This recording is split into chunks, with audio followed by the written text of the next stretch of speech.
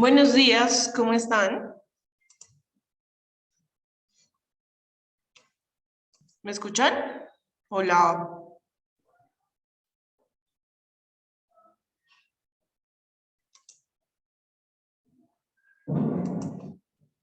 Aló. Aló, hola, ¿se me escuchan?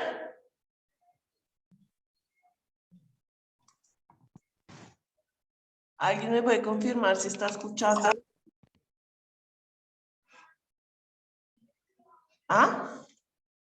Buenos días. Hola, buenos días. ¿Me escuchas? Bien, me imagino. ¿Sí?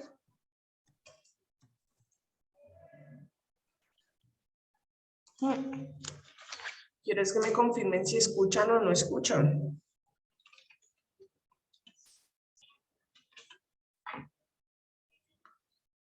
Si están escuchando, sí, podemos iniciar. ¿Qué dicen? ¿Confirman, por favor? Sí, señora. Ah, bueno, casi que no, ¿están dormidos o qué? Bueno, ¿en qué quedamos la clase anterior? ¿Quién me recuerda? ¿Qué pregunta? ¿Ya terminamos hasta la 126?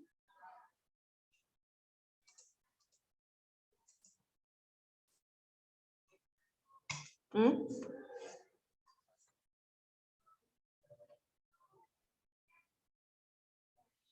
Daniel, Ana Victoria, Haider, ¿en qué quedamos la clase pasada?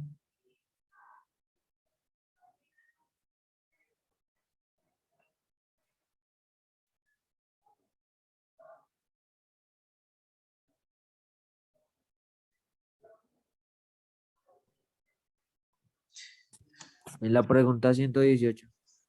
116, Daniel. 18. 118, listo, gracias. Entonces, bueno, voy a compartir acá para que sigamos en el trabajo. ¿Listo? Entonces, vamos con la 119. ¿Qué es un ecosistema terrestre? Entonces, ¿qué es un ecosistema terrestre? Recuerden que estas ustedes ya la tienen resueltas, que era tarea. Entonces, ¿qué es un ecosistema terrestre? Es, ¿cierto? O aquel que tiene un biotopo no cubierto por agua. Por eso es terrestre, no está cubierto por agua. Entonces, en la 119, espero que hayan respondido la C. Si no, pues bueno, van corrigiendo, ¿listo? Hoy nuestra clase será más corta, efectivamente, porque tuvimos un inconveniente con el ingreso al colegio y pues no puedo correr los tiempos de las otras clases, ¿listo? Entonces igual a las 8:40 se acaba nuestra clase para que ustedes tampoco vayan a correr el horario de las otras, ¿listo? Entonces vamos a ver hasta dónde alcanzamos. 120. Las relaciones entre seres de la misma especie pueden ser. Entonces, por favor, escriban en el chat sus respuestas. Por favor, escriban en el chat sus respuestas. Las relaciones entre seres de la misma especie pueden ser. Eso lo explicamos en clase. ¿De qué tipo pueden ser esas relaciones? Agrarias, las familias y las sociedades, o gregarias y las familias, o gregarias, las familias, las estatales y las coloniales, o las familias y las sociedades. ¿Qué dicen? ¿Cuál es la respuesta correcta?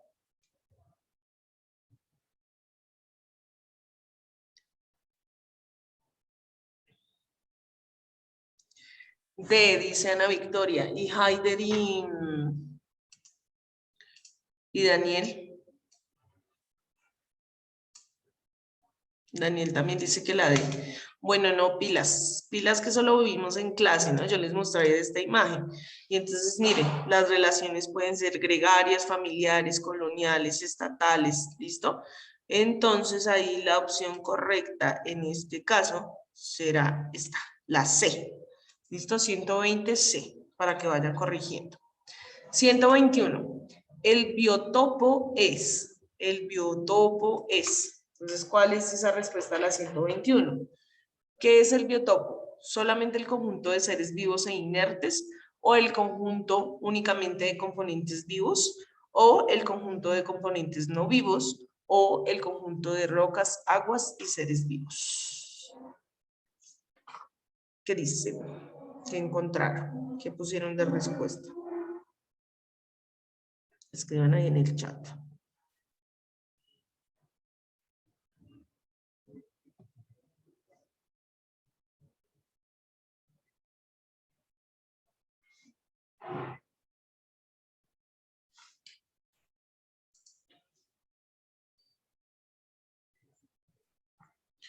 Entonces Daniel dice que la D y Ana Victoria dice que la B, el componente de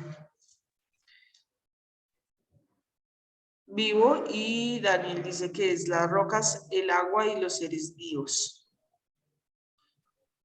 Entonces, bueno, pilas que el biotopo son el conjunto de componentes no vivos, es la C, ¿listo? Es decir, eso que llamamos factores abióticos, el agua, la temperatura, el suelo, los niveles de salinidad, ¿listo? La temperatura, entonces la C. 122. Las relaciones alimentarias de un ecosistema se producen entre alimentarias, pilas, alimentarias. Es decir, cuáles son los niveles de la cadena alimenticia que hemos explicado durante la clase. Entonces, ¿cuál será la respuesta para la 122?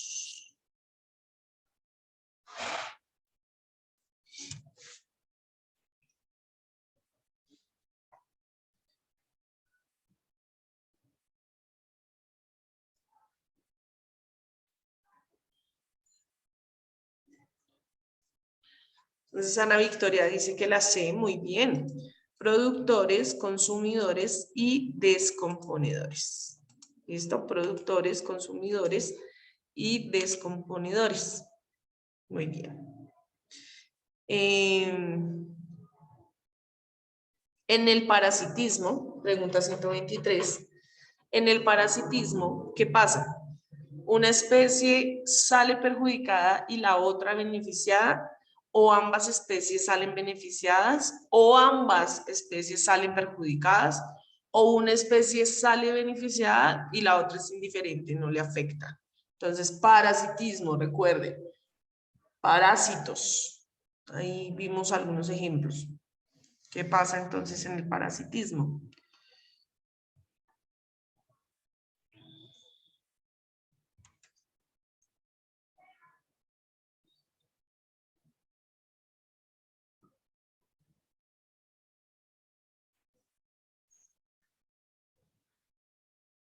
Entonces Daniel dice que la B, ambas especies salen beneficiadas. Bueno, no, pilas. Piensen en el ejercicio, por ejemplo, donde un niño tiene parásitos. ¿Al niño le conviene tener parásitos? No, ¿cierto? Y los parásitos, en cambio, sí se están alimentando del niño, ¿cierto?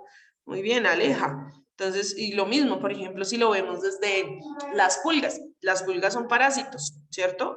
Y a un perro no le sirve de nada tener pulgas, en cambio las pulgas sí se están alimentando de la sangre del perro. Entonces, una especie sale perjudicada, en este caso el perro, y la otra sale beneficiada, o sea, las pulgas. ¿Listo? Vamos con las otras entonces. 124. 124. En el comensalismo, una especie sale perjudicada y la otra beneficiada. Ambas especies salen beneficiadas, ambas especies salen perjudicadas. Una especie sale beneficiada y la otra indiferente. ¿Qué pasa en el comensalismo? ¿Qué dicen?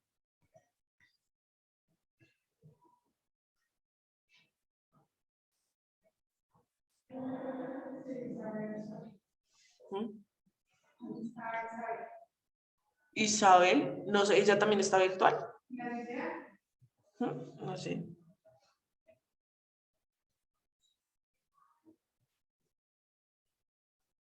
Escriban su respuesta en el chat, amigos y amigas. Juan dice que la A, una especie sale perjudicada y la otra beneficiada. Haider dice que la D. ¿Listo? Entonces es la D. ¿Listo? Recuerden que en el ejercicio del comensalismo el ejemplo más común es, por ejemplo, el tiburón, ¿cierto? Con el pez rémora. Entonces el pez rémora se protege, ¿cierto? Debajito del tiburón, él se va protegiendo. Entonces él de alguna manera pues está buscando un beneficio. Y el tiburón ni se da cuenta, digamos que no es la especie más llamativa para la cual de él se alimenta, es un pez muy pequeño, entonces ni siquiera lo ve. Entonces la otra está indiferente, en cambio el otro sí está buscando protección para no ser presa fácil de otras especies. ¿Listo? 125. Los factores abióticos, es decir, sin vida, recuerden, entonces, constituyen el espacio o medio físico habitado por los seres vivos. Algunos ejemplos de componentes abióticos son. ¿Cuáles de esos? Listo, eso no tiene pierde, ¿sí o no? Muy bien, la A. La temperatura no tiene vida, el agua no tiene vida, permite la vida, pero no tiene vida. Y la luz, muy bien. Y por último tenemos la 126. Un champiñón es un organismo, un champiñón. Recuerde que un champiñón está clasificado como hongo. 126. Es un organismo que consumidor, productor o descomponedor. Muy bien, descomponedor. Está clasificado en el reino de los hongos. ¿Listo? Y los reinos de la naturaleza ya los habíamos revisado también en un momento. Entonces, bueno, vamos a ir hasta ahí. ¿Listo? Hemos entonces estudiado la parte de la célula, hemos estudiado la parte de la reproducción en plantas, hemos hablado entonces de la parte de clasificación de los seres vivos, ¿cierto? Hemos también revisado la parte de los ecosistemas, todo lo que tiene que ver con los componentes de la ecología, las relaciones entre los seres vivos, ya sea Pero ese punto no me deja nada. de una misma Estoy perdiendo la clase. o de especies diferentes, ¿cierto? O de especies distintas. Hemos revisado también de qué manera nos relacionamos. No, que mira, no me sé tampoco tratado que... No, es que mira que está pasando algo, o sea, Ana Victoria, ¿me haces un favor? Déjemelo. A ver, conéctalo. ¿Dónde me la mandó? Ana Victoria.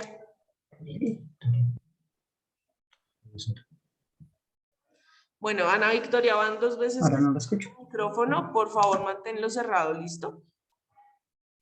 Entonces, hemos estudiado la relación que se da a través de los procesos de obtención de energía, es decir, de qué manera nos alimentamos los seres vivos entonces en cada uno de los ecosistemas, ¿cierto? Hablamos de los niveles precisamente que surgen de la cadena trófica, teniendo en cuenta de qué se alimenta cada uno. También hablamos de los mecanismos de adaptación que tienen los seres vivos, ¿cierto? Para poder defenderse, para poder generar algunos comportamientos en grupo o individuales, para poder alimentarse, ¿cierto?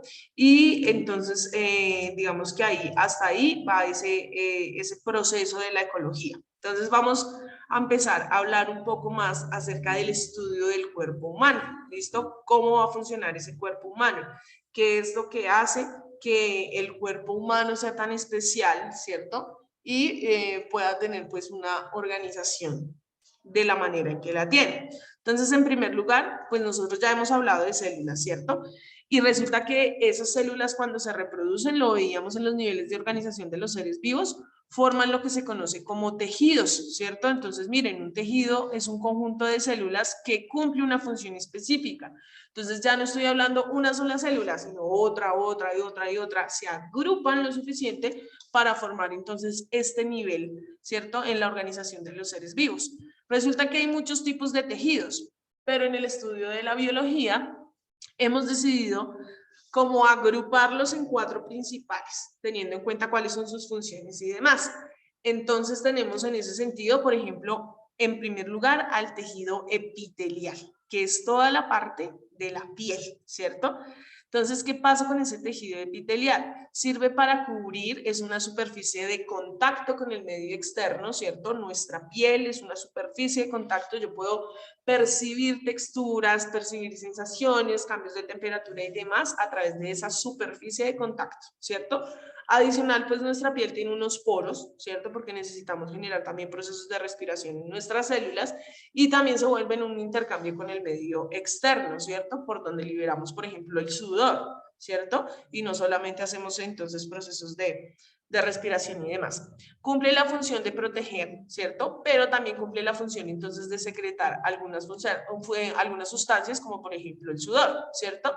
Ellos tienen una clasificación distinta, entonces, por ejemplo, hay tejido epitelial, que es la piel, el recubrimiento completo de nuestro cuerpo, pero también entonces hay tejido epitelial, por ejemplo, en nuestros ojos, en la parte de la córnea, también en órganos internos del tracto digestivo como el esófago, ¿cierto? El tubo digestivo, también en órganos súper importantes como el corazón, las vías respiratorias, ¿cierto? Entonces hay tejido epitelial alrededor de todo nuestro cuerpo.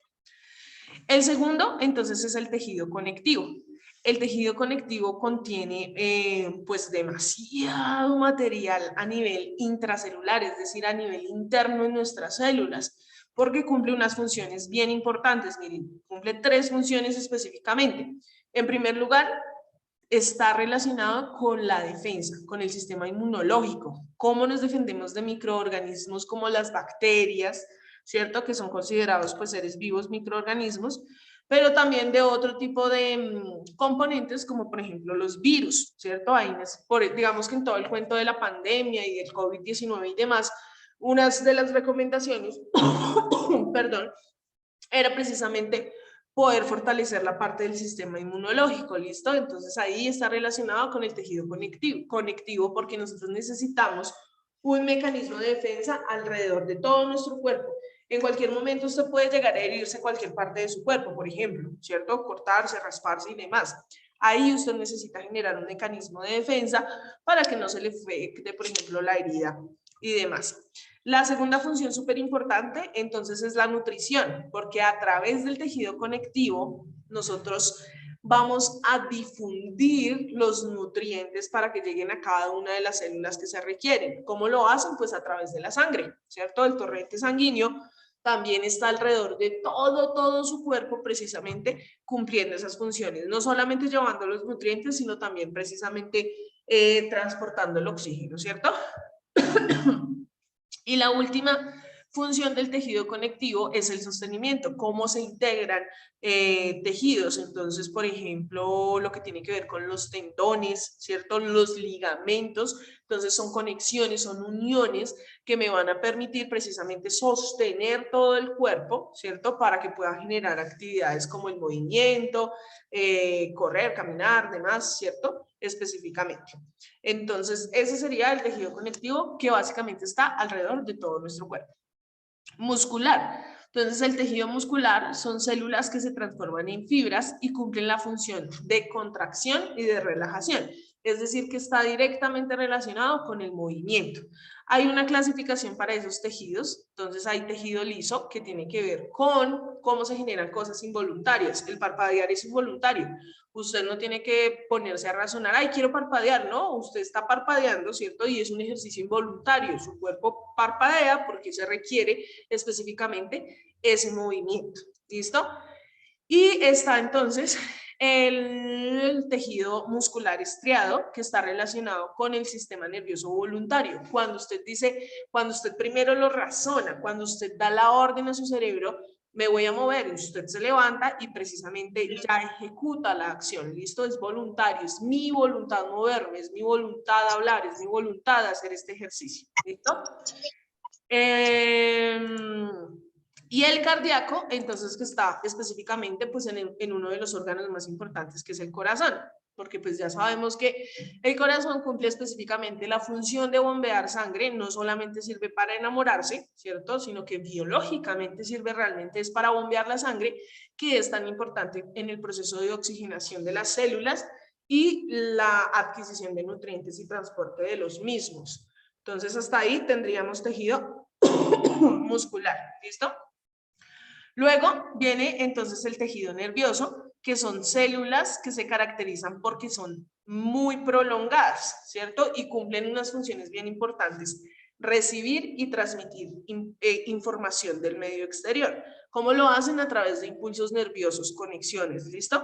Igual en el próximo semestre, cuando ustedes estén haciendo su octavo noveno, ahí retomaremos un poco esto por eso es una revisión como muy rápida y muy somera antes de llegar a hablar, por ejemplo, que en el siguiente nivel se forman entonces los sistemas. Igual en el siguiente curso ahí retomaremos varias cositas básicas porque no, a veces se nos olvidan y bueno, como para enlazar conceptos, además porque a veces hay estudiantes nuevos y demás, entonces se requiere precisamente ese ejercicio. ¿Listo? Entonces, el tejido nervioso lo hace a través de las neuronas, la manera en la cual nos comunicamos tanto con el medio exterior como nuestro mismo cuerpo nos comunica cosas.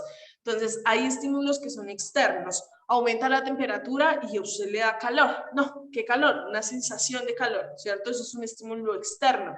Es un cambio que se produce afuera de su cuerpo, pero que genera una reacción en usted. Lo mismo si disminuye la temperatura y entonces no le da calor, sino que a usted le da frío y busca cobijita, ruanita, bueno. Entonces es un estímulo externo. Pero, por ejemplo, hay otro mecanismo de comunicación interno y es cuando usted tiene sueño, sensación de sueño, ¿cierto? Su cuerpo le avisa que está cansado, que necesita descansar y entonces eso es interno, un estímulo interno. Lo mismo, por ejemplo, si le duele la cabeza, su cuerpo le está avisando, oiga, pasa algo, o está cansado, o está estresado, o no ha comido, ¿cierto? Se siente débil, entonces es un mecanismo de comunicación específicamente. Quiero saber si hasta aquí hay alguna pregunta.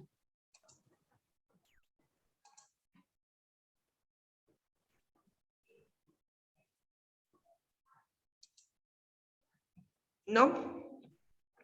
Listo, perfecto. Entonces, miren, vamos a entrar a hablar de los sistemas, pero entonces precisamente como hoy nos tocó la clase más cortica, pues toca dejar hasta ahí. Ya la próxima clase empezaremos a trabajar lo que tiene que ver con los aparatos, un poco cómo funciona el cuerpo humano en conjunto y vamos a hablar del sistema digestivo. ¿Listo? Nos queda en nuestro módulo precisamente sistema digestivo y sistema respiratorio. Lo ideal sería que ustedes vayan adelantando esas preguntas, ¿cierto? Pero pues también ya lo iremos retomando en la clase. Entonces, nos vemos el próximo sábado. Que estén muy bien. Por favor, conéctese a la siguiente clase a las 8:45 para que no se nos corra más el horario. ¿Listo? Que estén muy bien. Buen día. Chao, profe, gracias. Bueno, chao, que estés bien.